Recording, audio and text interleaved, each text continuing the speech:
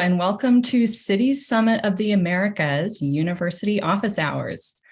My name is Emily Slusser, and I'm a master's candidate of Global Environmental Sustainability at the University of Denver's Korbel School of International Studies, and I'm president of the Climate Conscious Corps, a graduate student group here at the Korbel School. Before we begin, I want to acknowledge that the University of Denver and the greater city of Denver reside on land held in stewardship by the Cheyenne and Arapaho nations. We recognize the descendant communities of the Northern Cheyenne of Montana, the Northern Arapaho of Wyoming, and the Southern Cheyenne and Arapaho of Oklahoma, who were forcibly removed from this land. We also acknowledge the Southern Ute and Mount Ute nations here in Colorado. We recognize the enduring presence of Indigenous people on this land and pay respect to their elders, both past and present. Today, we begin the second conversation of our newest education series, City Summit of the Americas University Office Hours. The Korbel School is delighted to be hosting the University Office Hours series with the U.S. Department of State. Our first session, entitled Subnational Diplomacy 101, featured Ambassador Nina Hachigian and was a tremendous success with more than 100 participants. If you missed it, a recording is now available at the Korbel School's YouTube channel. This April, the U.S. Department of State and the city of Denver, Colorado will host city leaders from across the Americas at the inaugural City Summit of the Americas, convening subnational government officials, civil society members, business representatives, and others. The City Summit will provide new opportunities for communities big and small to build stronger relationships across the Western Hemisphere. At the same time, the U.S. Department of State and the City of Denver will host the City Summit of the Americas for Youth. This 3-day youth summit will offer opportunities for networking and skills building to spark conversations and take action on pressing hemispheric issues. Young people will engage directly with city leaders, entrepreneurs, policy experts, and social activists to inspire the next generation of change makers. And the Youth Summit application is now open. More information about the City Summit and the City Summit for Youth can be found on citysummitoftheamericas.org. So as a follow-up to our first session in this series, today we begin our second event on climate change mitigation and adaptation. The primary goal of the University Office Hours series is to bring the central themes of the City Summit to a broader audience. And today, we will apply a subnational diplomacy lens to our discussion of climate change. Our conversation will examine how climate change is experienced and addressed at the subnational level to ultimately discover how local government coordination can create sustainable solutions for generations to come.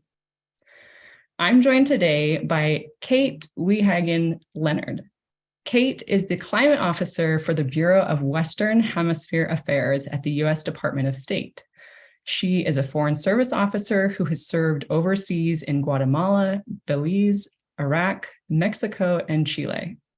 She covered climate and environmental policy during her domestic assignments in the Bureau of Oceans and International Environmental and Scientific Affairs, the Bureau of South and Central Asia, and a detail in the Office of Environment and Energy at the U.S. Treasury Department. Prior to becoming a diplomat, Kate was a Presidential Management Fellow and a civil servant at the U.S. Department of Commerce. Kate is married to a U.S. Army officer, and they live in Mexico City with their 2 children. And she speaks Spanish. Welcome, Kate. Hey, good afternoon. It's a pleasure to join you all today. Buenas tardes. And I look forward to a good discussion today, and I hope some tough questions that are hard to answer. Thanks. Thank you, and likewise. Kate is joined by a professor of mine at the Korbel School, Dr. Cullen Hendrix. Cullen is a professor at the Korbel School of International Studies at the University of Denver, senior fellow at the Peterson Institute for International Economics, non-resident senior research fellow at the Center for Climate and Security, and a specially appointed research professor with the Network for Education and Research on Peace and Sustainability at Hiroshima University.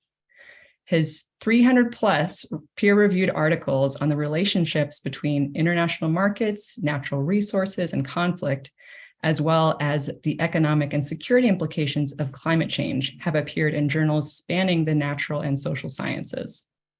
Cullen has authored reports published by or consulted for organizations, including the Asian Development Bank, the Chicago Council on Global Affairs, the National Intelligence Council, Oxfam USAID, and the World Food Program, among others. He was a contributing author to the 2022 IPCC report, for which he assessed the implications of climate change for threats to peace and human mobility. His research has been supported by the National Science Foundation's Coupled Natural and Human Systems Program, the U.S. Department of Defense Minerva Initiative, the Carnegie Corporation, and the Smith-Richardson Foundation, and he was a pre-doctoral fellow at the Peace Research Institute, Oslo. Welcome, Cullen.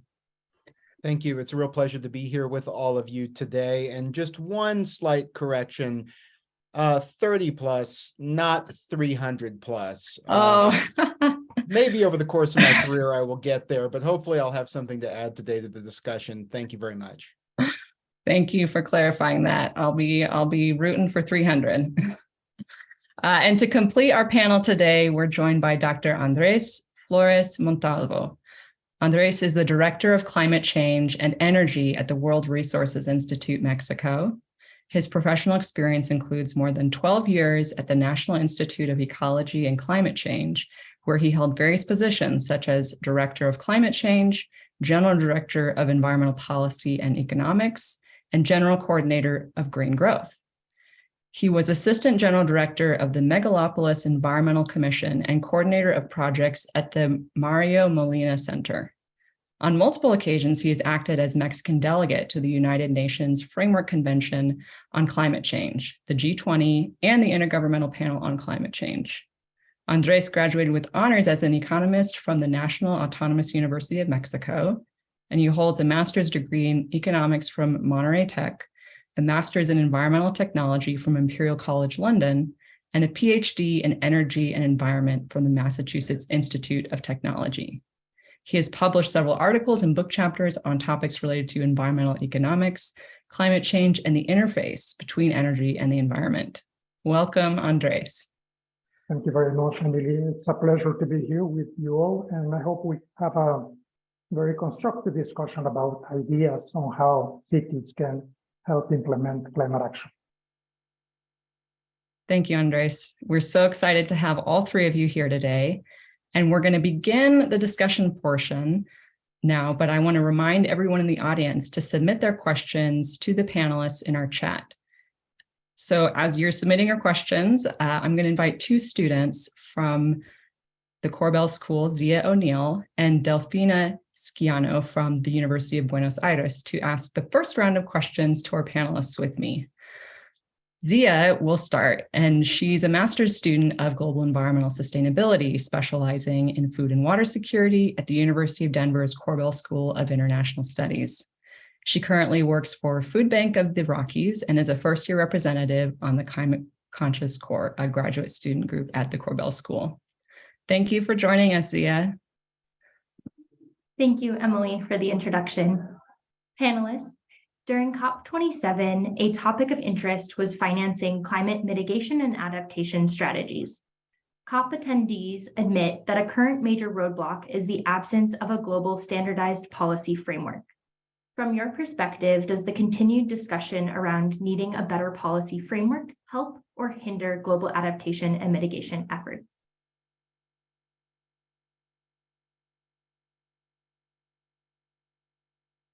Panelists, the floor is yours. Any thoughts on this you'd like to share?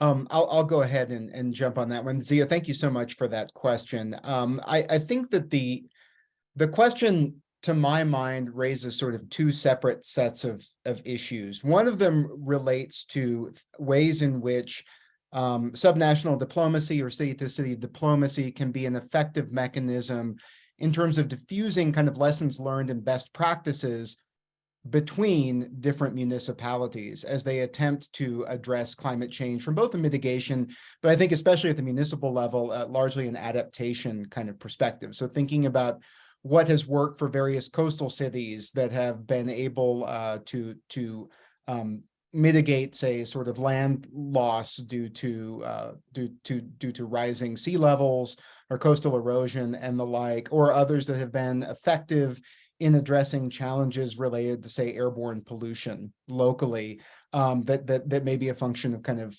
energy systems and transport systems that are deeply, heavily carbonized at present and will need to decarbonize moving forward. But you asked about financing, and so I think that I think that is an area in which there is a real fundamental lack of a serious discussion about how we are going to marshal the resources that are going to be necessary for the trillions of dollars of investment that are going to be needed, frankly, in many countries that do not have the fiscal space or sort of the budgetary kinds of resources funded by taxation or export revenues and the like, in order to meet the kind of domestic needs that they have. So any kind of, I think, broad-based solution to the climate problem is going to require a large-scale transfer of resources from the countries kind of collectively known as the global north, and we could maybe have an interesting discussion about who exactly fits into that category, and the global south. Now, I think that the challenge currently is that there are a variety of different fora in which this is being discussed, the G7, the G20. They've taken up this kind of issue, but so far, what we have not seen are kind of firm commitments of the sort that would, say, index transferred funds or funds that would be created for climate mitigation and adaptation as, say, a percentage of gross domestic product, which is what would be expected of those countries were they, say, engaging in a structure like NATO, where it's for collective defense. So there are targets for expenditures that are indexed to the overall size of the economy.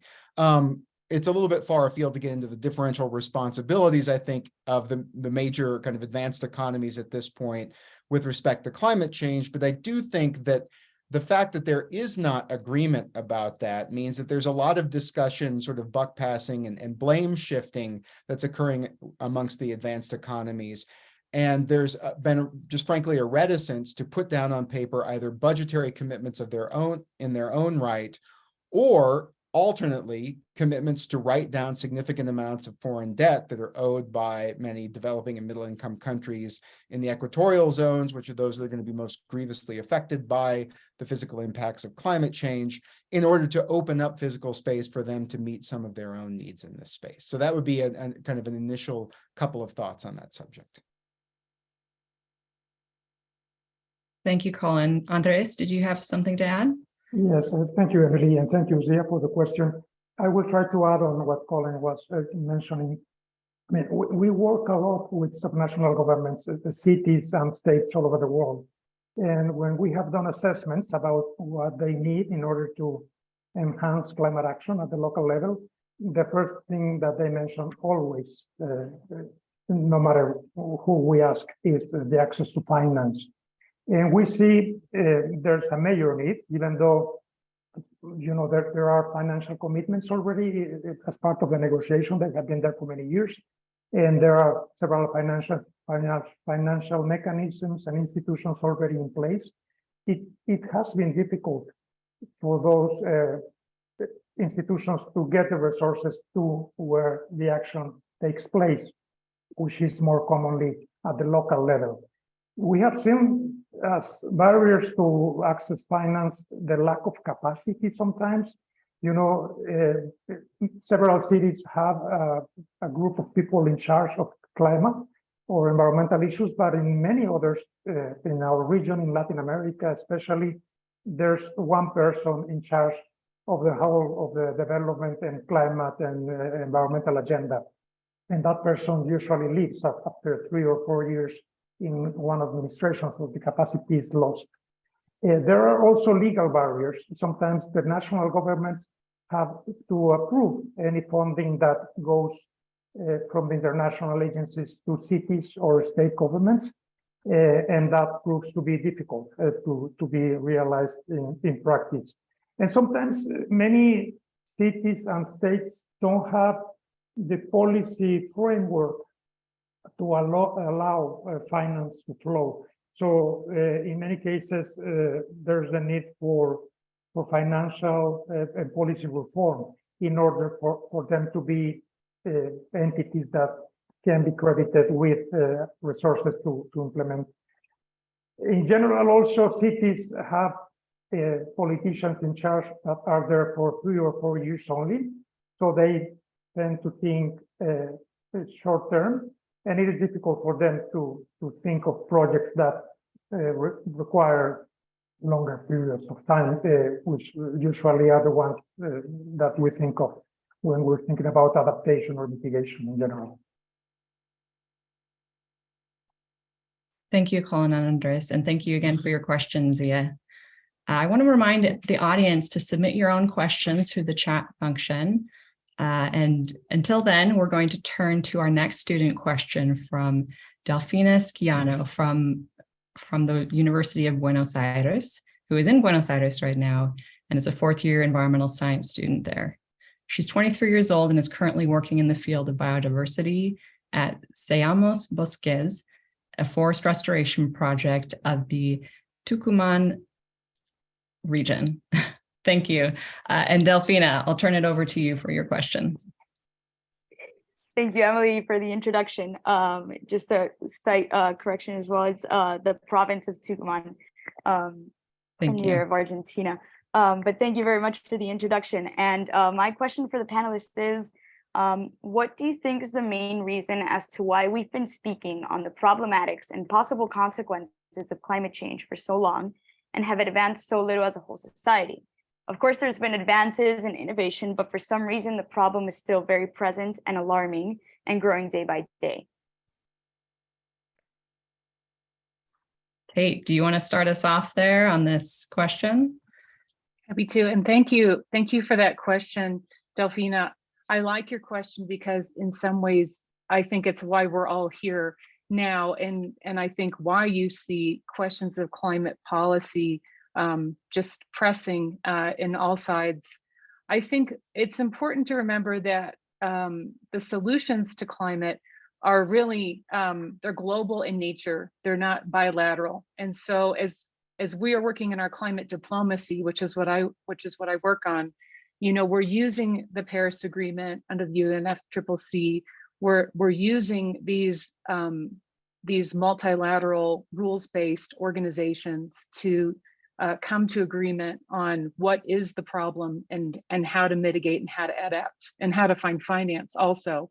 But the truth is, it's about math and not ideology, and it's about science and not politics. And I think that's where I enjoy the policy work so much, but I know that's something that's felt from national leaders down to city leaders, down to community organizers and students is, you know, how do we align ourselves around some of these, you know, very concrete scientific goals in a political environment that we all have always lived in. I would add that we need flexible policymaking. It's one asset of the Paris Agreement that it is a bottom-up nature. You know, this agreement has a bottom-up feature. It allows participants to make their own work plan and to advance their own policy solutions to mitigate and to adapt to climate. And some of that flexibility that we're experiencing now, I think, is going to keep us kind of moving on that path together to reduce emissions in time to meet our 1.5 Celsius goals. But it isn't something that's going to be easy. And I really hope it's something that a lot of the people on this call are going to stay motivated to chip away at during your careers, because it's going to take a few careers, I think, to bring us together on science-based goals, not just political negotiations. I have some thoughts on that, and thank you very much, Kate. I'm broadly in agreement with a lot of what you have said there. And you know, as one of the I guess the resident egghead academic on the panel, I think as I've thought about this sort of problem that you've put on the table at its most kind of meta-conceptual level, I think it really relates first because it confronts a a problem with the way that human beings perceive challenges and threats in their environment. I'll come back to what I mean by that in a moment. And then it just gets to the very difficult kind of distributive politics and political wrangling around who pays for these kind of things and what is to be done when you have a situation and you have largely kind of carbon-based economies where you have vested interests that are interested in sort of perpetuating particular kind of systems of transport, energy, and the like. Regarding the second part, that's something that's amenable to change over time. And I think we'll probably talk about some of the large-scale investments that the US and other governments have been making in order to attempt to kind of change that kind of calculus.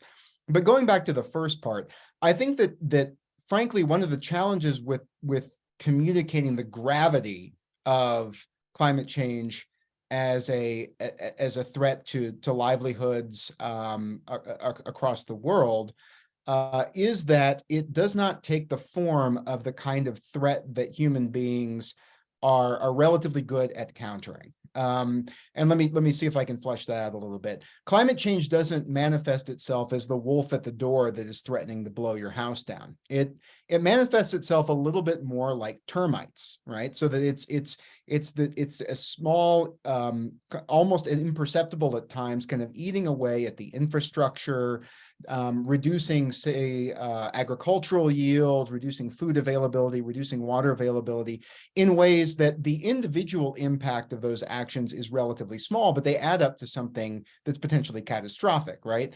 It may not blow your house down in one fell swoop, but the termites can eventually undermine the structure. And I think about this a lot because I study, say, the security implications of climate change. And if you think about some of the challenges that we've faced from our natural environment, just having come through the pandemic and the extensive wildfires we've experienced here in the American West, but also elsewhere, if a foreign government or an armed actor had visited that kind of destruction and loss of life on any of these countries, you can imagine that there would be a very strong internationally galvanizing and mobilizing animus behind countering that kind of threat. The problem is that most of these kind of threats are fundamentally actorless in nature, right? They're emanating from the physical environment. And because of that, I think it's very difficult for the typical kind of narratives that we develop in order to catalyze burden sharing when it comes to trying to achieve kind of shared goals. I don't know that it necessarily activates those kind of things in the way that, say, an event like, not to be, not to overly securitize the issue, but the way that, say, 9/11 or Pearl Harbor were catalytic in reorienting our entire societies around addressing a particular threat. Climate change just doesn't seem to be manifesting it that way, and therefore I think it's been significantly more difficult to catalyze cooperation around a response strategy. If I may add, and thanks for the question, Delfina, this is a fundamental question actually for us all, I think. Two things. One, on the communication failure that has been mentioned. I think we have definitely failed to convey the urgency and the magnitude of the climate change. So we are thinking of a new narrative, and probably this is something you students attending today may help us build. A narrative around the opportunities in the transition that has to take place in order for us to tackle climate change. There are opportunities, business opportunities, that we can help create development conditions. We can take people out of poverty, for instance, or create opportunities for them to stay in the places where they are and not necessarily have to migrate or be displaced. And I think there are many examples, and we can try, and if you help us, definitely we can build a very strong, compelling history around the changes that need to take place globally that will help us develop at the same time as we tackle climate change. That is the first thing. And the second one, I think, trying to respond to your question, that I see as a factor playing against is the lack of coherence, political coherence in some countries or some regions And also the fact that we have competing interests. I was a negotiator for quite some time, as Emily was saying when she read my CV. And even within the negotiations, you see a lot of countries even, or groups of people and lobbyists trying to slow things down because they defend the interests of the oil industry, for instance. And that's playing against as well. And even within administration, for instance, in the case of Mexico, we have a Ministry of Energy that is building a refinery or without any regard of any environmental issue.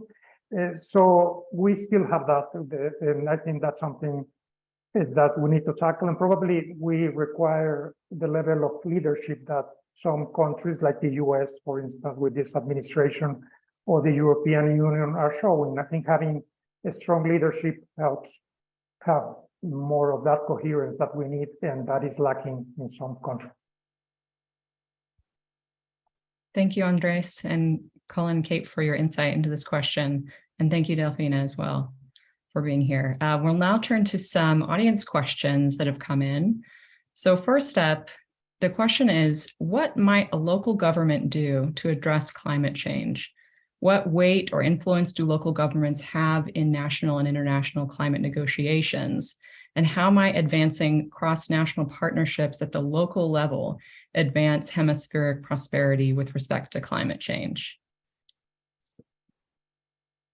Three in one. I might start that answer, and we could do 3 answers in one if you would like. I think with these colleagues here on this panel, with a lot of deep experience in our region, we know that cities are drivers of energy use, of movement of people, of many of the factors that are critical to changing our climate future. And with Latin America and the Caribbean being the most urbanized region globally, we're looking to engage these policymakers in international negotiations, because the contributions of cities are going to be the contributions of member parties to the international agreement. So it's probably something that you can reflect on wherever you're sitting today, is, the way that your local policies operate at home are contributing to your national goals in our international climate negotiations.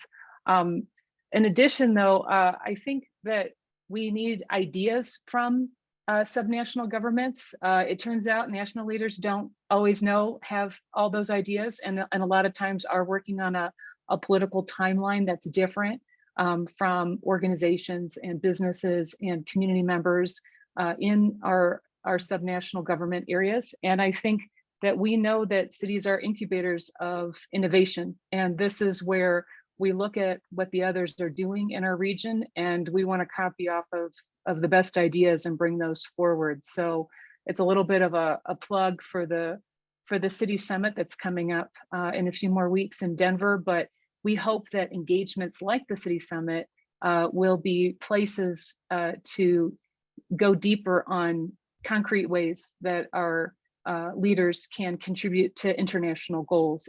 It's maybe not as long of a path as you might imagine. If I may add to what Kate was mentioning, I mean, we see even in Latin America, where there are many other priorities, that voters, especially younger voters, are demanding their governments to take action on environmental issues, for instance, and on climate. And more cities are already committing to have, for instance, net zero targets or climate action plans. For that reason, and also because of the many co-benefits that they perceive these actions may have locally and in the shorter term. Cities see that at the same time that you tackle global emissions, you also improve air quality. And that's something that citizens are demanding constantly. And they also, because of tackling the global issues, they can have access to funding, to resources, to capacity building, to support, and that helps develop their agenda. I think globally we have more than 1,000 cities already that have committed to net zero targets. And they are important players in international negotiations because they are the ones actually implementing several of the actions that are negotiated at the more higher level without necessarily thinking about ways of implementation in many instances. So I think they have a tremendous role to play. As Kate was mentioning, Latin America is the most urbanized region in the world, and it is still urbanizing. And cities are huge, very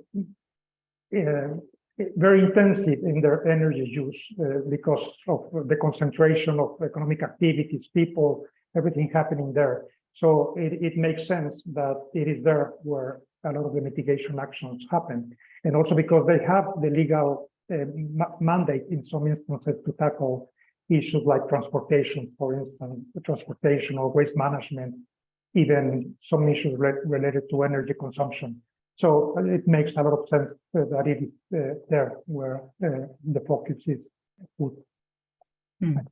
So I wanted to just jump in and follow up on something that Andres mentioned, which I think is really important, is that on the mitigation side, a lot of the kind of investments that we're seeing coming down in places like Chile and Colombia at the city level in revolutionizing their urban transport systems and electrifying, say, their bus systems, right? Those investments are not just climate change mitigating, they are also public health investments. These are investments that are improving local air quality very significantly. I mean, this is something that's of great interest to me because those of us here in Colorado and in Denver, we think of ourselves as the mile-high city and think that we have sort of kind of unique challenges that we face due to air quality and pollution because we're right up against a mountain range, we're over 5,000 feet.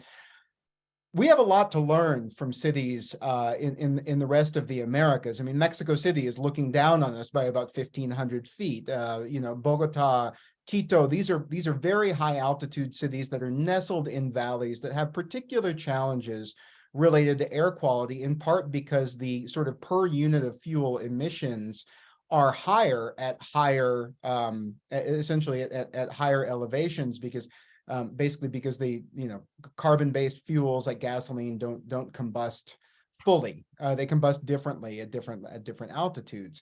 And so one of the things that's great about, I think, hosting the summit here in Colorado is that we're one of the American cities that can really benefit from a lot of the expertise that's been developed in terms of, say, improving air quality in a place like Mexico City, which I think Andres and Kate, since you're living there as well, you can agree that there's still challenges, but that it is gotten proportionally much better than it would have been when I was, say, living there in the late 1990s. That there have been significant improvements and also relative improvements as other places in the world have unfortunately faced even graver kind of air quality challenges. So I think there's a lot of opportunity just for kind of learning through mimicry and this kind of information sharing that makes Denver a really kind of exciting place for this to occur. And I welcome interesting ideas that can help us think more thoughtfully about making our city and our home here along the Front Range a more sustainable and I guess climate compatible environment moving forward. That's a fascinating example. And sort of speaking of change on multiple levels, we have a question that's come in about smaller or more localized bilateral or regional projects or ideas that can make progress on climate change to complement the global negotiations. And I'm curious if there are more examples based on all of your deep expertise in this hemisphere from the Americas that would illustrate this.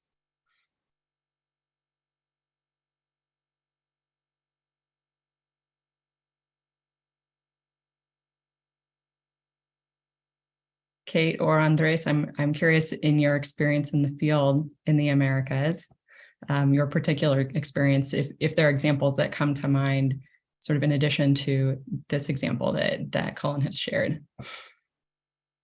I'm going to defer to Andres because I think his organization has more specific examples, and I don't want to show favor to any favorite places, but I'll defer to Andres to let him begin. Yes, I'm trying to think of examples. I think one we have very concrete one is a network of cities working for building efficiency, for instance. We have something called the Building Efficiency Accelerator that we manage from WRI globally. We have already 59 cities that are part of the network, a network of cities that share experiences, try to learn from each other, and also learn from experts and institutions that can provide support on ways to improve building efficiency, which is one of the technologies that the IPCC always tells us gives us the greatest cost effectiveness in terms of greenhouse gas mitigation. Out of those, we have 10 cities and states in Mexico alone. So there's been a lot of interest in that network of cities and organizations. And what they commit to is to put in place a policy, which is normally a building code that includes energy efficiency criteria, also to share experiences with each other, and also to retrofit their own public buildings, or to put in place policies to incentivize the retrofitting of all buildings, and codes that help move to get to a point in which all new buildings by 2030 are net zero or more efficient than they are today. That's, I think, an example. You can Google the Building Efficiency Accelerator and you will get much more information. But there are many other networks of cities, communities of practice between cities and state governments, trying to see how they can move faster towards the implementation of climate action. We have something called the States Climate Community, which is all the states in Mexico that meet regularly and see ways of improving their capacity, and also getting access to funding and implementing projects at their own state level. Those are the ones that come to mind, but we have many others probably that you can consult in our webpage. Thank you. Thank you, Andres. Our next question I'll pose here to Kate and Cullen to start us out with. So the question is, are climate change mitigation and adaptation efforts connected to protecting democracy? If so, how important is protecting democracy to address climate change?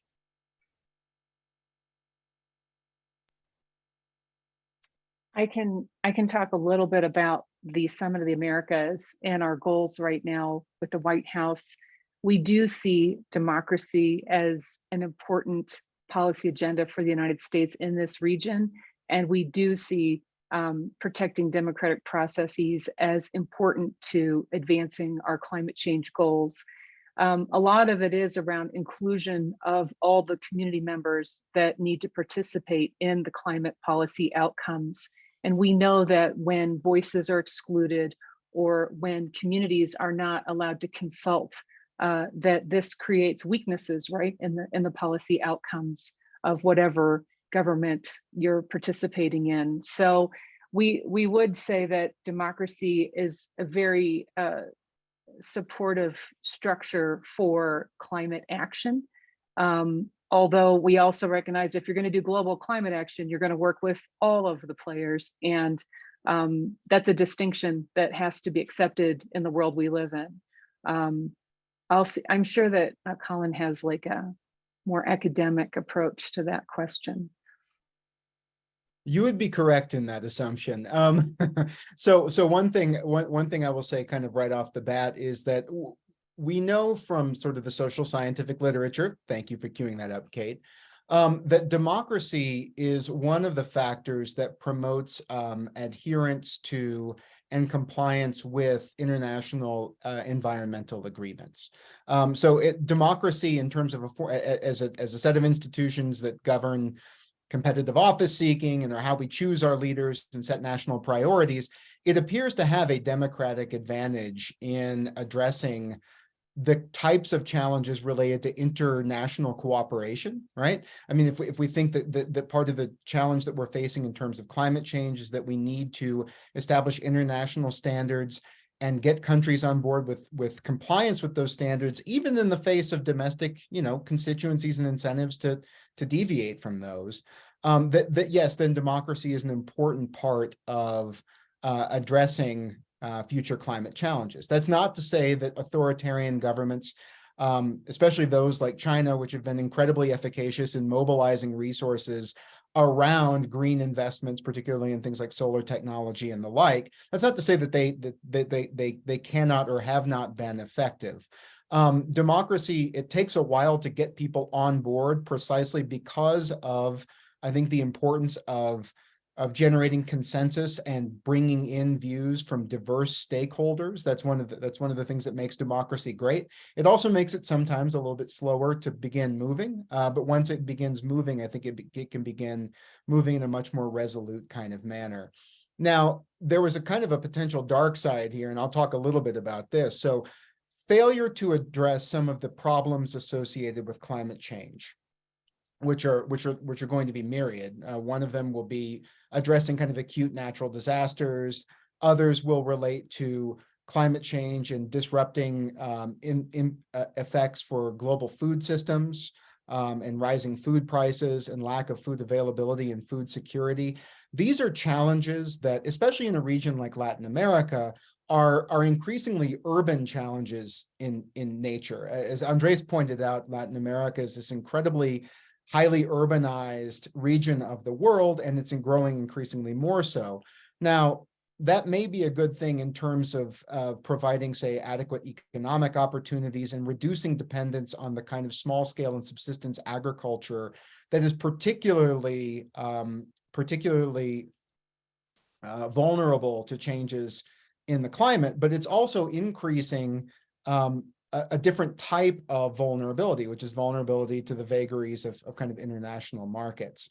And governments are going to be increasingly called upon to do something to kind of mediate between environmental shocks and market-based kind of shocks and the citizenry. And to the extent that they're not able to do that, I think it will erode popular support for democracy, even if there's no reason to believe that autocratic governments will be any better at solving these kinds of problems. It is a challenge of democratic legitimacy to address what many people would characterize as sort of the most existential and fundamental challenge of the 21st century.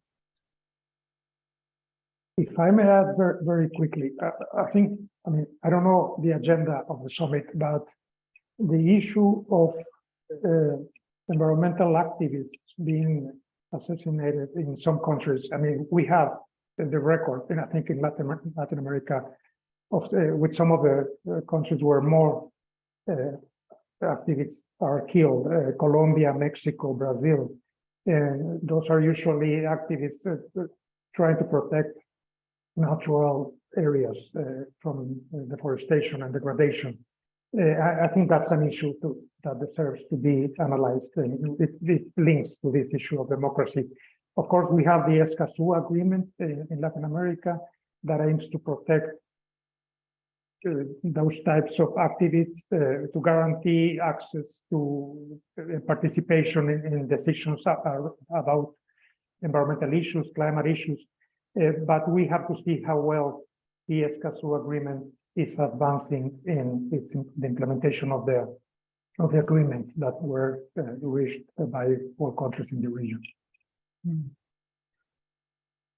Thank you all.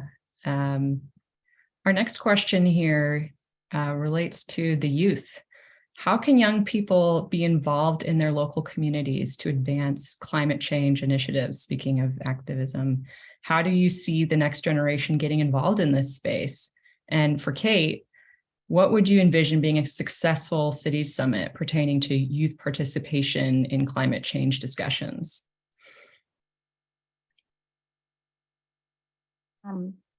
I love this question, and actually a lot of great questions today. I think conversations like this and building in as many voices and perspectives as we can helps us as policymakers find the solutions that are going to be supported politically, but also are going to be effective in the long run with some of our government players.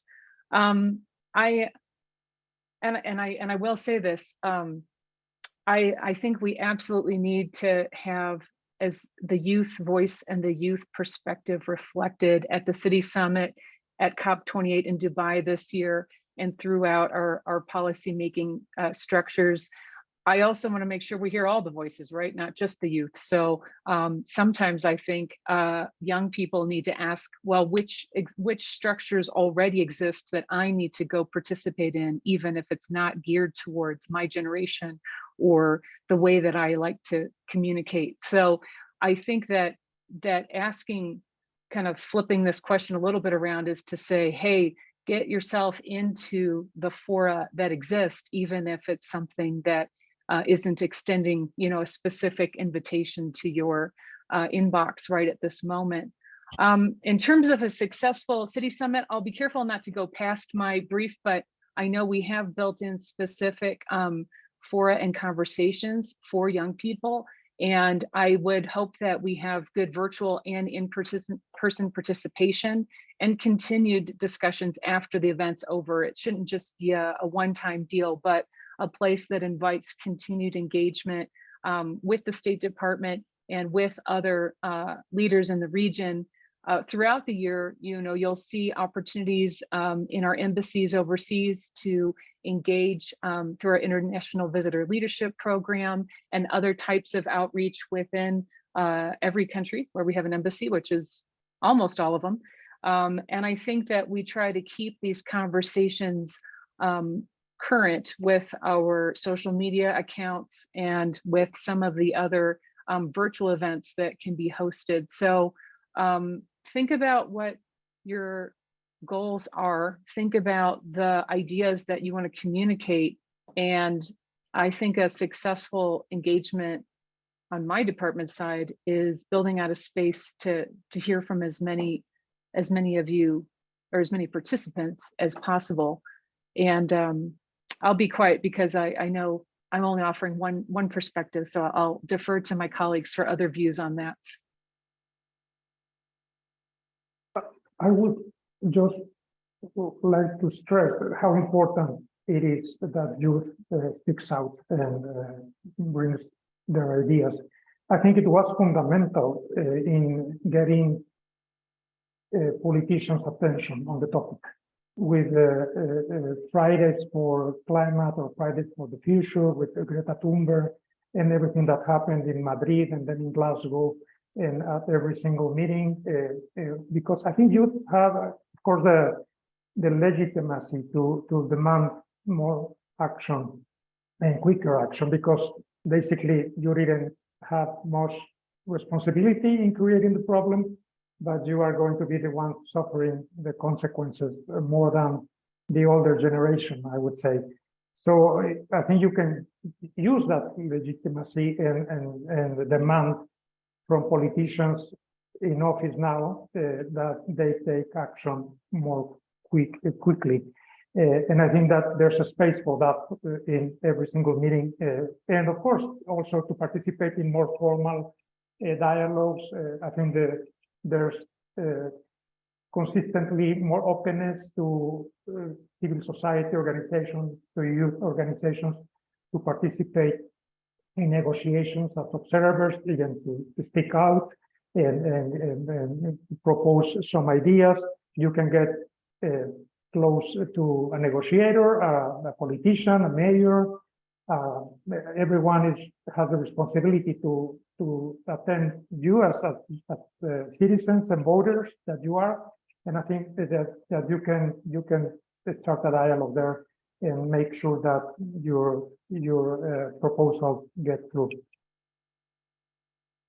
Just one last part of that, Andres, discuss kind of participation in sort of discursive processes, but I would also just say showing up at the ballot box can make a huge difference. If the youth vote in Brazil does not break so sharply for Lula, you have a different outcome in this most recent presidential election, which is of course going to affect a host of kind of policy issue areas in Brazil. But one of the main issues in which there was a clear and sharp separation between Lula and Bolsonaro was with respect to the Amazon. And the vitality and the health of the Amazon is certainly key to maintaining any kind of semblance we have of a semi-stable global climate. And so this is hugely consequential. It's not particularly sexy, but it is a mechanism by which many voices can translate into effective political change. Thank you. And can I add yeah. one more piece on there, and just a closing thought? Because, you know, if you're in class right now, if you're studying the history of our international system, international organizations, the global environmental movement, you know that the only successes, the only times we've seen group, you know, move forward on a shared goal was because of all of the participation. It wasn't just governments, it was private sector, it was civil society in a large way. I agree completely with what Andre said about Greta Thunberg and other new generation kind of coming onto the scene and advancing, you know, existing players over there. I work with our climate negotiators every day. They've been doing this job for 20 and 30 years. They're doing a great job. But it really does mean that participation by all generations, by all players, not just the government folks, it is critical to actually getting somewhere, I think, in our international system. Thanks, Emily. Thank you all for sharing. And with that, we're going to have to close our audience questions and turn to final remarks from our panelists. I'll start with you, Kate. If you have any final thoughts you'd like to share with our audience today. Hey, thank you. I really appreciate the participation in this conversation, and I hope to keep it going in other channels. I was with our climate negotiators working at COP27 last year in Sharm el-Sheikh. It was, you know, every COP is a little different, but you know, we came away with very clear goals around mitigation, adaptation, and taking the issue of loss and damage seriously, and probably in a new format as we go into 2023. And I think that, you know, it's fundamental that we build together these subnational players as we develop our run up to COP28 in Dubai later this fall. This year is the global stock take of the Paris Agreement. It is the first meeting in 5 years where all of the signatories to the agreement come together and report out essentially on how they are making progress against their individual goals under their NDCs. So this creates a lot of opportunities. February is a great time to start talking about it. April will be great for the City Summit. And on the climate policy side, I hope we're going to see rich conversations and meaningful contributions that bring us to more concrete results as the year goes on. Thank you so much. Thank you, Kate. Cullen? You know, in manner of a conclusion, I guess I would say that Latin America and the Caribbean have an immense role to play in climate change mitigation and adaptation. I mean, the region as a whole is far ahead of the curve in terms of transitions to more renewable energy systems. And this is in part due to kind of its, you know, fantastically varied geography and rich natural resource endowments of various kinds. Latin America is going to be pivotal in meeting the critical mineral needs of the 21st century as we transition to less carbon intensive energy systems.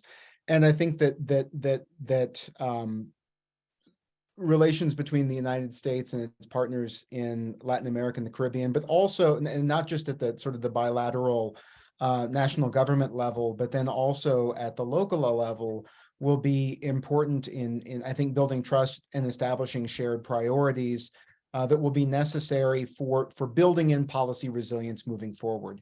I feel like I have a better idea of how to anticipate what the political landscape will look like in Denver and potentially Mexico City than I do necessarily the outcome of the next presidential election in the United States. And so to the extent that we can build in these kind of relationships at the subnational level, and there's continuity, this is something Andres's comments have touched on at various times, to the extent that we can build in continuity at that level, I think that that's something that's absolutely necessary for meeting this shared challenge. Thank you. Thank you, Cullen. And finally, Andres, do you have final words for our audience? Yeah, sure. Thank you, Emily, and thanks again for the invitation. Well, it's been tough to talk about Latin America or the Americas as a whole when we know it's very heterogeneous, and we have a diversity of situations, contexts, even capacities. I mean, in some countries they are more developed than in others. Some cities, even within countries, are much better positioned to take action than others because of several reasons. So we will try to make some generalizations here. I hope you take that as a caveat, but still we can say, we mentioned already some of the challenges for the region, one being that it is highly urbanized. Also, I would mention that the region is still growing economically.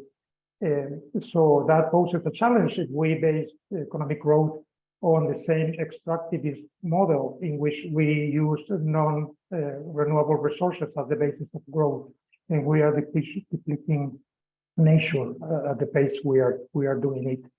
And also, I mean, growth has not been equally distributed. I mean, Latin America, the Caribbean is the most unequal region in the world, where we have very few hands getting hold of most of the resources of the assets of the region, and still vast amounts of people without any access and living in poverty. So that's an additional challenge. I think we have to tackle climate, but we also have to tackle all these social issues at the same time, and we have to keep them in mind constantly. The climate change is only aggravating other issues like migration and displacement, and in some cases poverty and lack of access to resources. So I think that's important also to keep in mind when we look for solutions. And finally, I would stress this that Kate mentioned so well about the importance of co-responsibility. It is not only national government. In many countries, we tend to blame the national government for anything that does not happen, but we usually don't take responsibility ourselves. And we have to do it even at the individual level, at the family level, but also in our neighborhood, in our city. We are also responsible for responding to these challenges. Thank you. Thank you, Andres. And I want to thank all of our panelists again for sharing your expertise and your comments, and thank the audience for all of your questions. We've had a fantastic discussion today, and we really appreciate your attendance at the second session of the City Summit of the Americas University Office Hours series. The Korbel School, in partnership with the U.S. Department of State, will be hosting 4 additional sessions as part of this series leading up to the City Summit. Held every other Thursday from 12 to 1 Mountain Time, our next topics of discussion will include cultural preservation and economic development on March 9, migration on March 23rd, disinformation and elections on April 6th, and youth engagement at the City Summit of the Americas on April 20th. Like our session today, these sessions will also feature government leaders and regional experts. We hope you'll join us as we explore local solutions to global challenges. And as a reminder, the City Summit of the Americas youth application is now open. We encourage all qualifying youth to apply on the City Summit of the Americas.org website.